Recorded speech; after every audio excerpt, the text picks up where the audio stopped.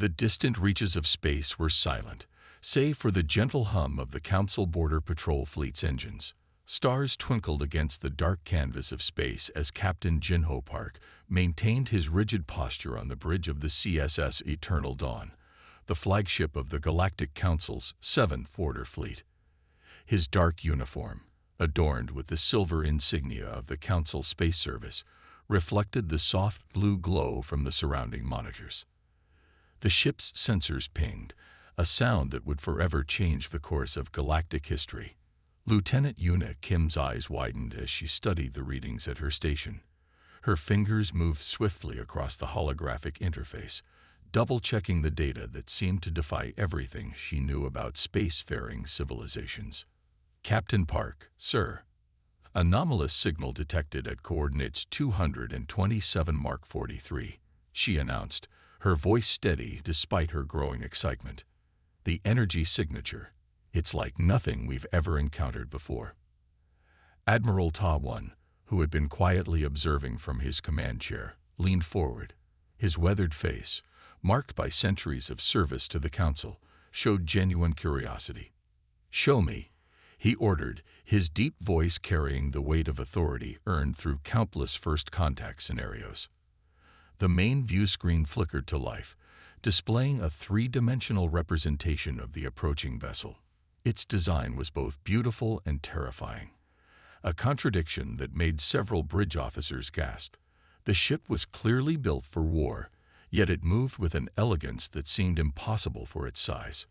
"Magnification times 10, Captain Park commanded, his eyes fixed on the strange vessel.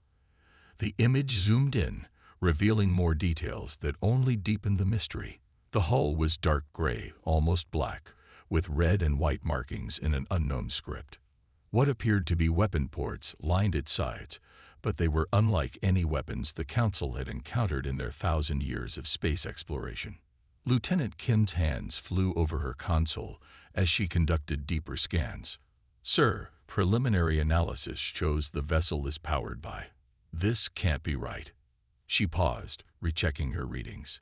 "It appears to be using controlled nuclear fission as its main power source." Admiral Ta-1 stood up, walking closer to the main screen. "Nuclear fission. That's primitive technology.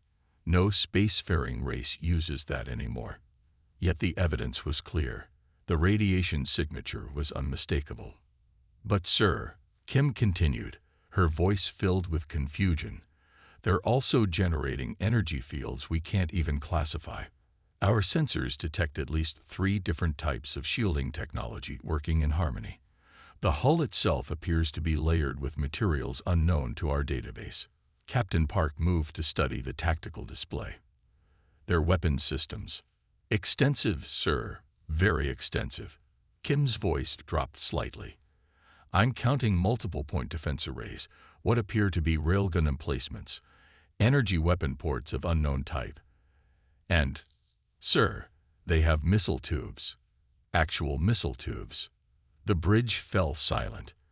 Missile weapons were considered obsolete by Council standards, replaced centuries ago by more advanced energy-based weapons. Yet this ship carried them alongside technology that seemed to leap beyond current Council capabilities. Admiral Ta-1's expression remained neutral, but his eyes betrayed his concern. A species that combines primitive and advanced technology in such a way. Interesting. Very interesting indeed. "Sir," another officer called out, "the vessel's size. It's approximately 400 meters in length, but the mass readings don't match what we'd expect. It's much heavier than it should be." Captain Park nodded slowly. "Armored. Heavily armored.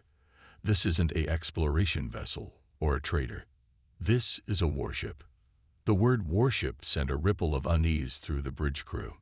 The Council had long ago moved past the need for dedicated military vessels, maintaining only a peacekeeping fleet. The idea of a civilization building pure warships seemed almost barbaric. "Should we raise shields, Admiral?" Captain Park asked, his hand hovering over the defensive controls. Admiral Ta-1 considered for a moment before shaking his head. "No, we don't want to appear hostile. Whatever civilization built that ship, they clearly value military strength. Let's not give them any reason to demonstrate it. As they watched, the unknown vessel adjusted its course slightly, maintaining a steady speed that suggested neither aggression nor fear. Its movement was precise, controlled, the work of an experienced crew. Lieutenant Kim began full spectrum analysis. I want to know everything about that ship. Captain Park, prepare for first contact protocols. Admiral Tadwan returned to his chair, his mind already working through the diplomatic implications of this encounter. The bridge crew worked with efficient precision, gathering data and preparing for what might be the most significant first contact in Council history.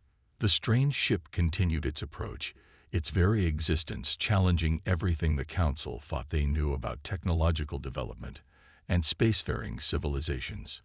In the vast emptiness of space, two civilizations were about to meet, and nothing in the galaxy would ever be quite the same again. In the vast Council chamber aboard the CSS Eternal Dawn, tension filled the recycled air as dozens of representatives from various member species waited for first contact. The chamber's curved walls displayed real-time images of the mysterious vessel, its dark hull seeming to absorb the light from nearby stars. The communications officer cleared her throat. Signal incoming, multiple frequencies.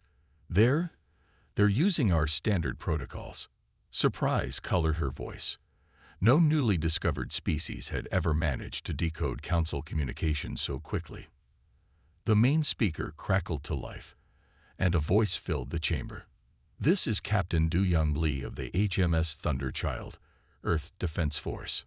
The transmission came through in perfect Council standard, delivered with the casual ease of someone ordering breakfast. No formal greetings, no ceremonial phrases, not even a hint of the traditional submission protocols that had been standard for thousands of years.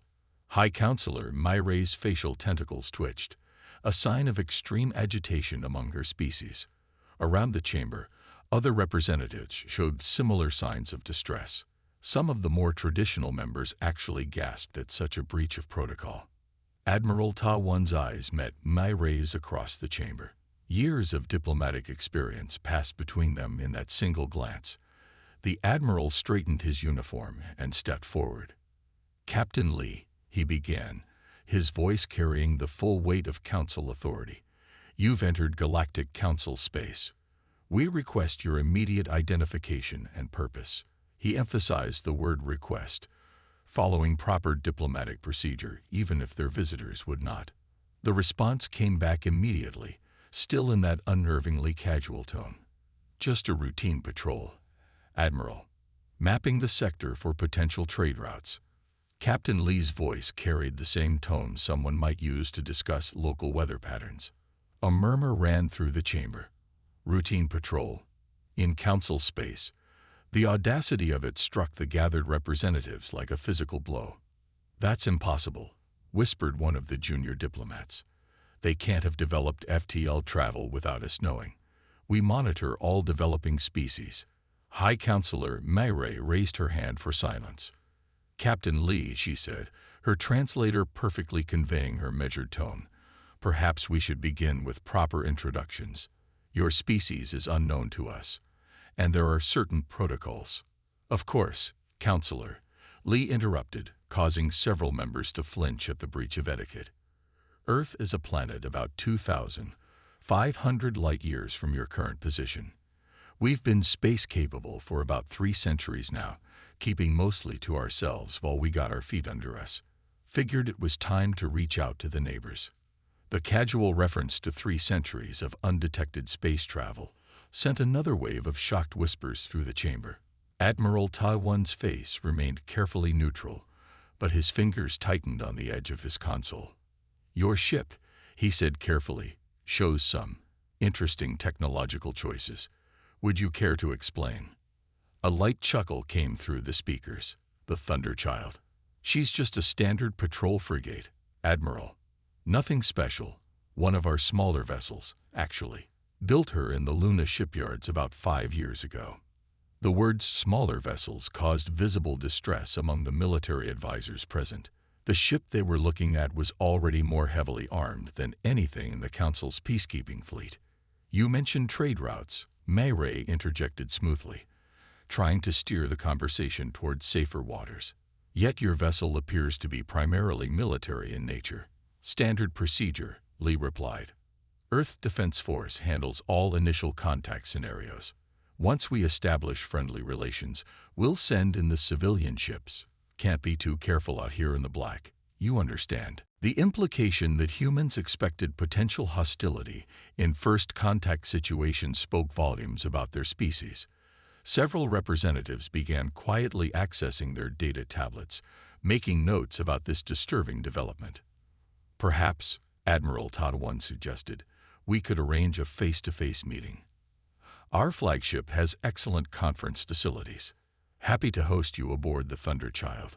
Lee cut in cheerfully. "Our mess hall makes excellent coffee. Real coffee, not synthesized.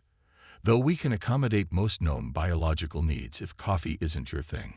The offer to host Council representatives aboard their vessel, rather than accepting the Council's invitation, was yet another deviation from standard protocol. Yet there was something refreshing about the directness, even if it did border on barbaric by Council standards. High Counselor Mayray exchanged another look with Admiral Tadwan. This first contact was nothing like the carefully choreographed diplomatic dances they were used to. These humans seemed to operate on entirely different principles, casual yet confident, friendly yet clearly prepared for conflict. "We would be honored to accept your hospitality, Captain Lee," Mayray said finally, choosing to adapt to the humans' direct approach. "Shall we say in 1 standard hour?" "Sounds good to me," Lee replied. "We'll have the welcome mat out. Thunderchild out." As the communication ended, the chamber erupted in concerned discussions. Admiral Tadwan moved closer to Mayray, speaking softly. "This could change everything we know about galactic politics." Mayray's tentacles waved thoughtfully.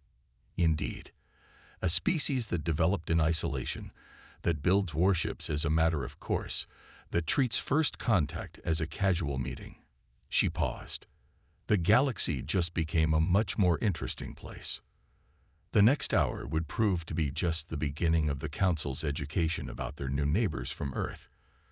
Commander Sung Min's fingers drummed against the armrest of his command chair aboard the Stellar Guard flagship Righteous Fury.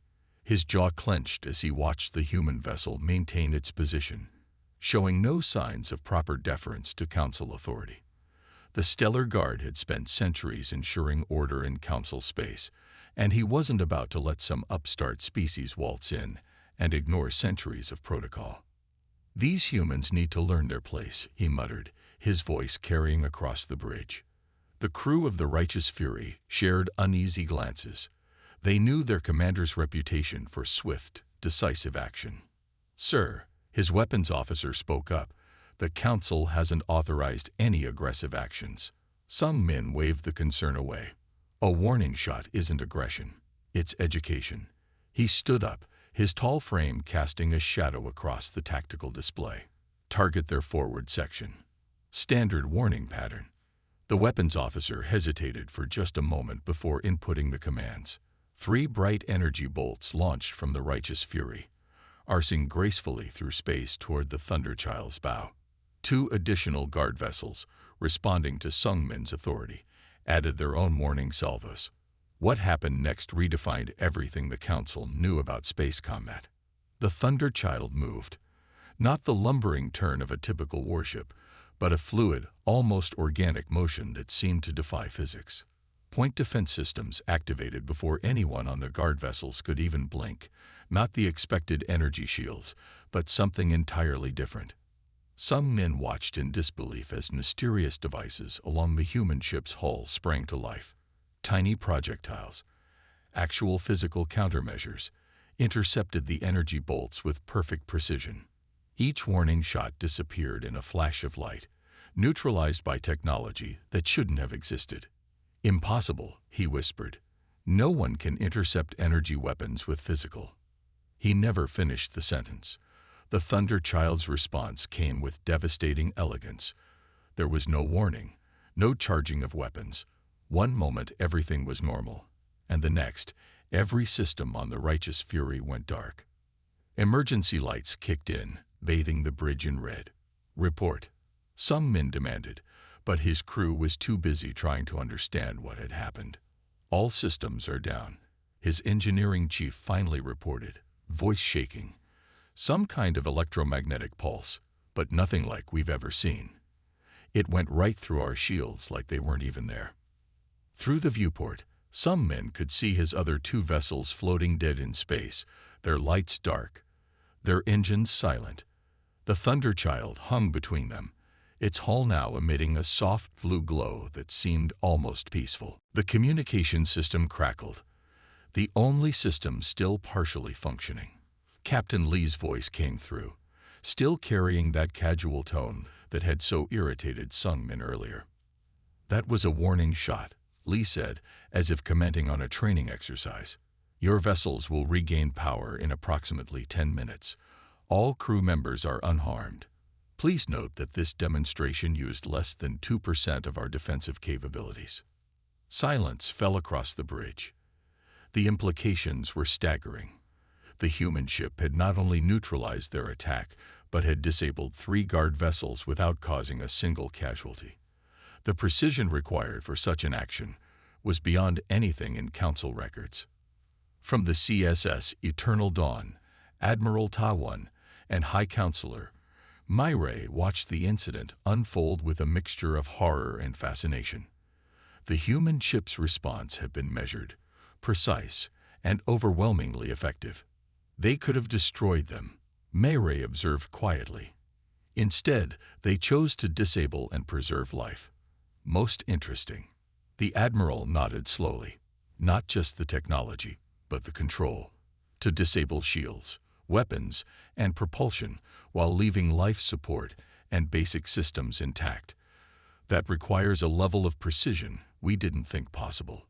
As predicted, after exactly 10 minutes, power returned to the guard vessels. Sungmin sat in his chair, his earlier arrogance replaced by a deep, unsettling realization. The humans hadn't just defended themselves. They had delivered a message that would echo across the galaxy. The Thunderchild's communications officer spoke again, this time addressing all vessels in the area. "Now that the impromptu weapons demonstration is complete, shall we return to our diplomatic discussions? Our mess hall still has that coffee waiting." The casual reminder of their earlier conversation, coming right after such a display of military superiority, sent chills down Sungmin's spine. These humans weren't just technologically advanced. They were different in ways that defied Council understanding. As repair crews began assessing the damage, or rather, the remarkable lack of it, one thing became crystal clear. The galaxy's balance of power had just shifted dramatically. The incident would indeed be studied in military academies for centuries, not just for its tactical implications, but as the moment when the Council realized they were no longer the undisputed masters of known space. And aboard the Thunderchild, life continued as normal, as if disabling 3 warships without a single casualty was just another day at the office. The emergency session chamber of the Galactic Council buzzed with nervous energy as representatives from 100 species gathered to discuss the Thunderchild incident. The normally orderly room had descended into chaos, with delegates talking over each other in various languages while their translators struggled to keep up. High Counselor Myray stood at the central podium, her facial tentacles rigid with shock as she watched the replay of the incident for the 3rd time. The massive holographic display showed the Thunderchild's response to the guard vessel's attack in perfect detail. The humans did voyage 80. Her voice cut through the chamber's chaos, bringing immediate silence. The footage continued to play, showing the impossibly precise defense, followed by the electromagnetic strike that had disabled 3 warships without a single casualty. Senior Analyst Vajun stepped forward, his hands shaking slightly as he held his data tablet. The young analyst's usual confidence had been replaced by a mixture of fear and awe. "Their targeting systems alone are generations ahead of our best technology," he explained, his voice trembling. Yet they still use nuclear fission for basic power generation. It doesn't make sense. Nothing about these humans makes sense, called out one of the elder counselors. They ignore our protocols, build warships as a matter of course, and possess technology that shouldn't exist alongside such primitive power systems. The chamber's main display shifted to show detailed scans of the Thunderchild. Hajum pointed to various sections of the ship. Look at their design philosophy. They've built redundancy into every system. Multiple power sources, backup computers, manual overrides. They've designed this ship to keep fighting even if half of it is destroyed. A murmur of discomfort ran through the assembled representatives. The concept of building ships to continue fighting after taking damage was foreign to their peaceful society. But why? Asked a representative from the Science Council. Why would anyone build ships this way? The resources required, the complexity. Mayray raised her hand for silence. Perhaps we should ask ourselves a different question. What kind of history would lead a species to develop such defensive capabilities? To assume they need this level of redundancy. The chamber grew quiet as the implications sank in. A species that built ships like the Thunderchild must have faced threats, or expected to face threats, that the Council couldn't imagine. They have to be lying about being isolated for only 3 centuries, another counselor insisted. No species develops this quickly. Hajum cleared his throat. Actually, we've analyzed their communication patterns, their ship's design, even the cultural markers we can detect. Everything suggests they're telling the truth. They simply develop differently. The holographic display shifted again, showing the moment when the Thunderchild neutralized the guard vessel's energy weapons with physical countermeasures. Look at this, Hajum continued. They didn't just develop energy shields like every other species. They created an entirely different approach to defense. And their weapons added a military advisor. The electromagnetic pulse they used. It wasn't just powerful, it was surgical. They could have destroyed those ships, but they chose not to. They wanted to demonstrate capability while preserving life. Mayray's tentacles waved thoughtfully. So we have a species that combines primitive and advanced technology, builds warships that can take massive damage, yet shows restraint in combat. A species that developed in isolation but matches or exceeds our capabilities in several areas. The diplomatic implications are staggering, said a veteran negotiator. They're not approaching us as supplicants seeking admission to the Council. They're approaching us as equals, or perhaps even as superiors in some aspects. The chamber erupted in worried discussions again. The idea that a newly discovered species might be their technological superior in any area challenged centuries of Council doctrine. There's more, Hajum said quietly, but his words carried across the chamber. Remember what their captain said. The Thunderchild is one of their smaller vessels. The silence that followed was deafening. If this was a small ship by human standards, what did their larger vessels look like? Mayray moved to the center of the chamber, her authority bringing order once again. We face a choice, representatives of the Council. We can react with fear to this new power in our galaxy, or we can seek to understand these humans and learn from them. Learn from them. Someone scoffed. They're barely out of their planetary system. And yet, Mayray responded firmly. They've already shown us that our understanding of technological development might be fundamentally flawed. Perhaps it's time for the Council to admit that we don't know everything about the galaxy. The debate continued late into the night, but one thing was clear, that galaxy's political landscape had changed forever. The arrival of humanity had shattered centuries of assumptions about technological progress, military capability, and the nature of civilization itself. As the session finally drew to a close, Mayray found herself looking at the frozen image of the Thunderchild on the main display. Somewhere out there, humans were building more ships like this, developing more technologies that defied Council understanding, and preparing for threats the Council had never even imagined. The galaxy had suddenly become a much larger, much more complex place. Fleet Admiral J1 stood in Earth Defense Force headquarters, watching multiple holographic displays showing the Thunderchild's encounter with the Council vessels. The massive command center, buried deep beneath the Pacific Ocean, hummed with activity as staff monitored the situation unfolding 2,500 light-years away. A knowing smile played across her face as she watched the replay of the Thunderchild's defensive maneuver.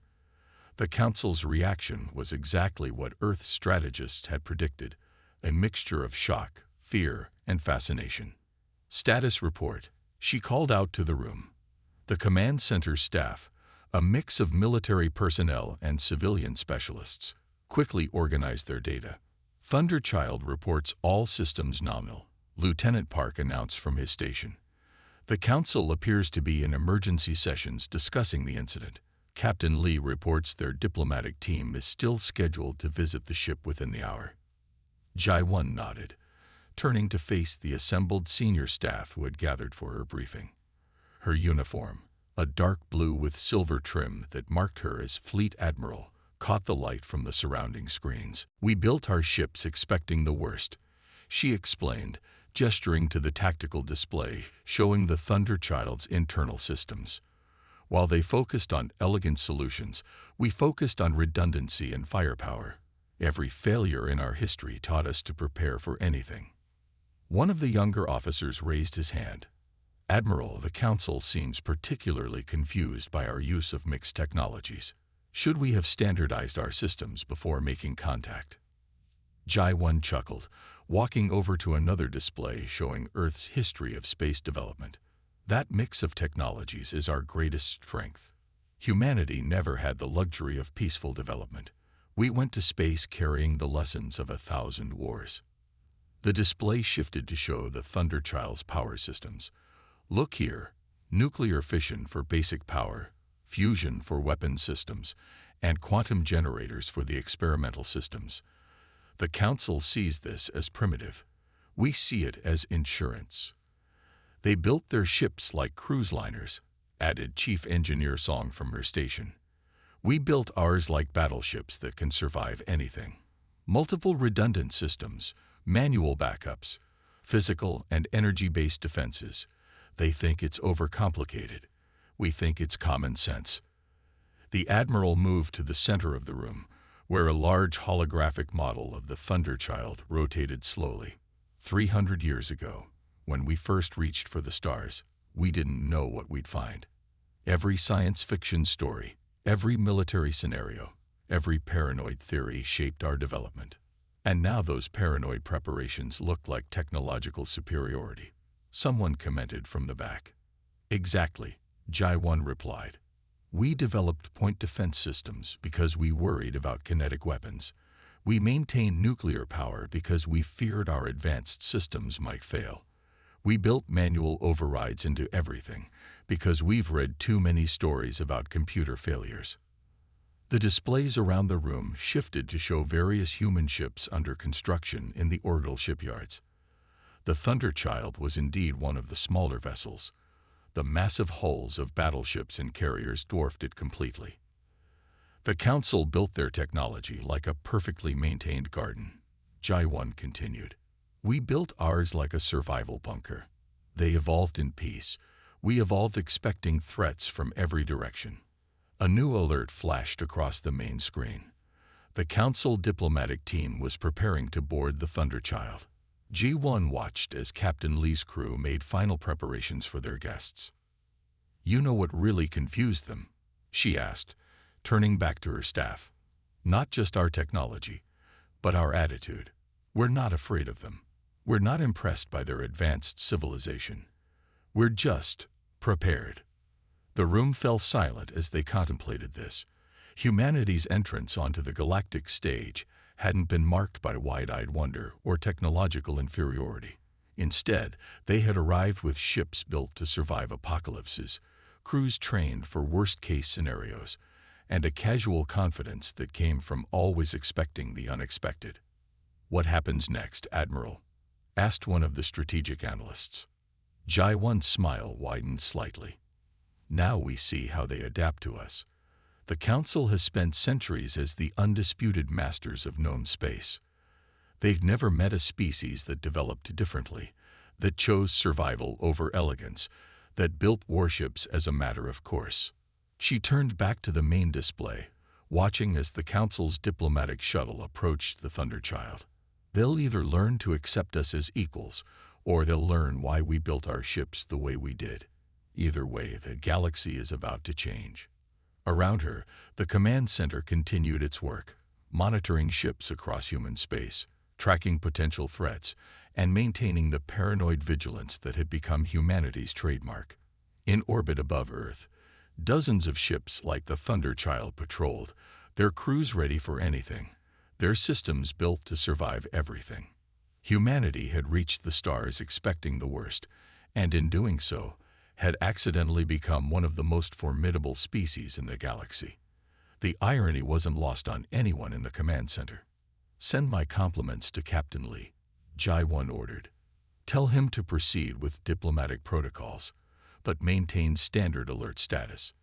Let's show our new neighbors exactly who they're dealing with." The message was sent, and humanity's first official contact with galactic civilization continued, marked by the same practical paranoia that had brought them to the stars in the first place. Council Representative Youngmei followed Captain Lee through the corridors of the Thunderchild, her translator working overtime to process the constant stream of information. Her species' natural empathic abilities were overwhelmed by the strange mix of emotions she sensed from the human crew, alertness and relaxation somehow existing simultaneously. "And this is our main recreation deck," Captain Lee announced, leading the group through a set of sliding doors. Youngmei stopped in her tracks, her 4 eyes widening at the sight before her. The space was enormous, completely defying her expectations of what a warship should contain. A fully equipped gymnasium occupied one section, where crew members were lifting weights and using exercise machines. Another area held what appeared to be entertainment systems, with crew members engaged in virtual reality simulations. Most shocking of all was the small garden that occupied a corner of the deck, complete with real plants growing under artificial sunlight. "You live here, on a warship?" Youngmei couldn't keep the astonishment from her voice. Her fellow council representatives looked equally stunned.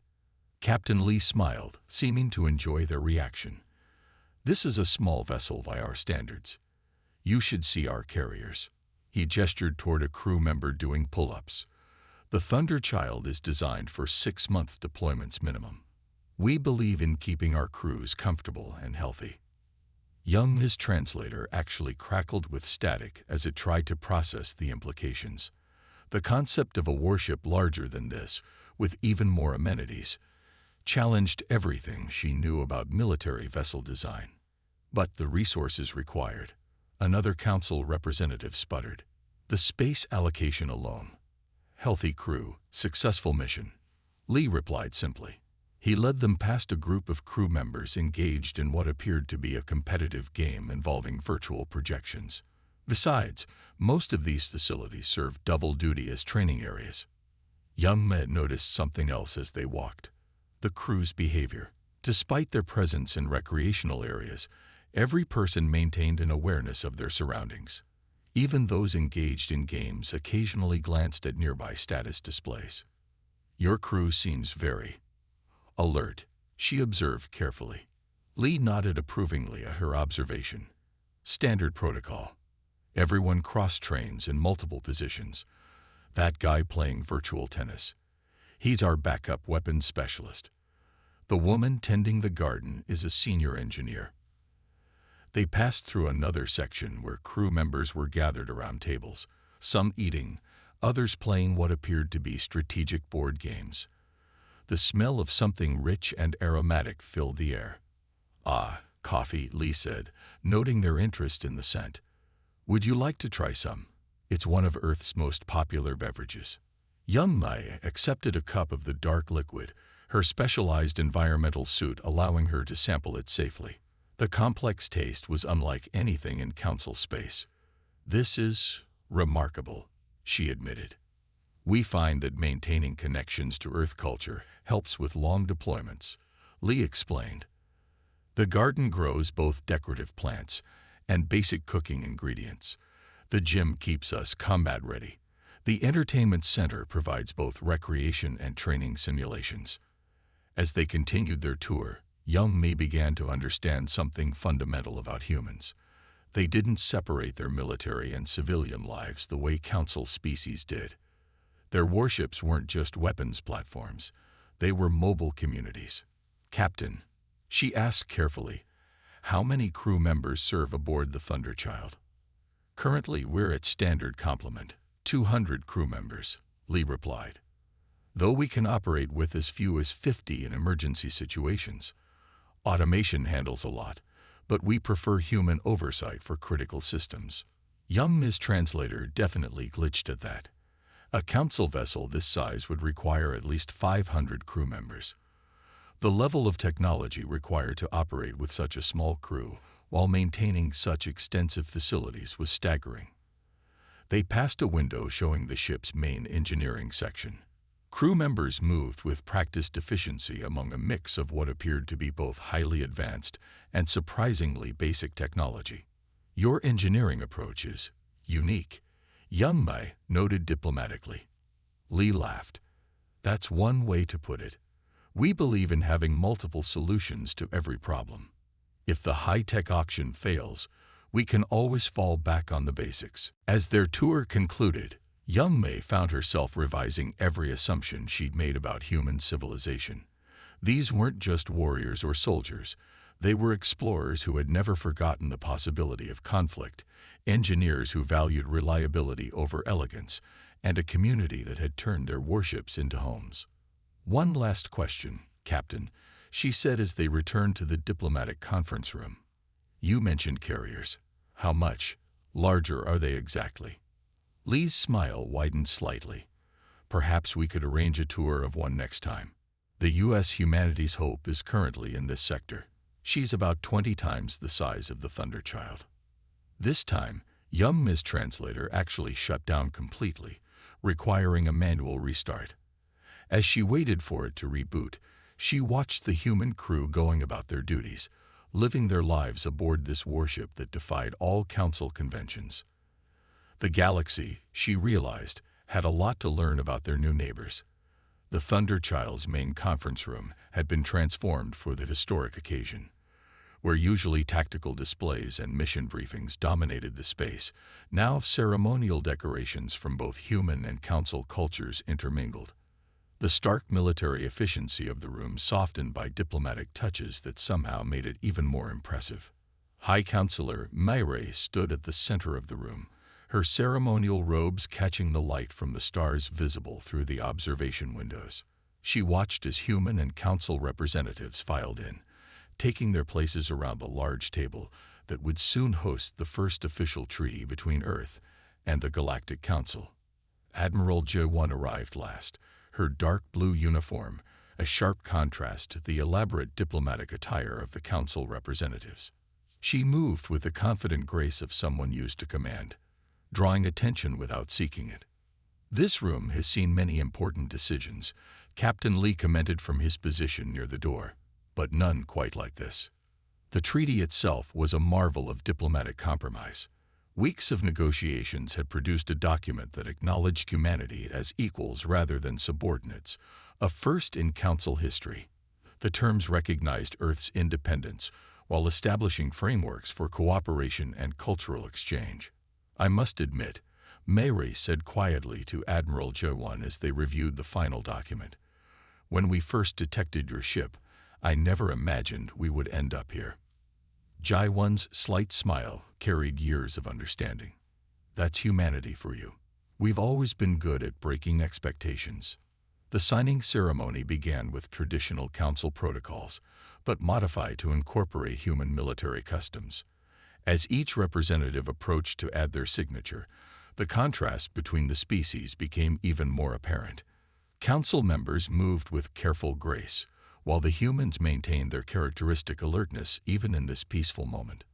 "Perhaps," Mayray mused, watching the proceedings, "we all have much to learn from each other. Your species' approach to space exploration and defense challenges everything we thought we knew about technological progression." Around them, The Thunderchild's crew maintained their duties, a reminder that this warship-turned-diplomatic venue was still very much an active military vessel. The council representatives had finally stopped flinching at the regular status updates that echoed through the ship's communication system. "You know what fascinates me most about humans?" one of the council scientists whispered to his colleague. "They built all this expecting to find enemies, yet they're so ready to make friends." The treaty signing continued, each signature representing another bridge between two very different approaches to civilization. The humans had insisted on including provisions for joint military exercises, not out of aggression, but from their deep-seated belief in being prepared for anything. "Your ship will be remembered," Myray told Captain Lee as he added his signature. "The Thunderchild's name will echo through the stars for generations to come." Lee's response was characteristically human. "She's just doing her job, Counselor." Though I admit, first contact went a bit smoother than our training scenario suggested. The ceremony concluded with an exchange of gifts. The Council presented Earth with access to their cultural and scientific databases, a treasure trove of knowledge. In return, the humans offered something that had made the Council representatives gasp: the design specifications for their point defense systems. "We thought long about what to share," Admiral J1 explained. "We decided that helping others protect themselves aligned with our values."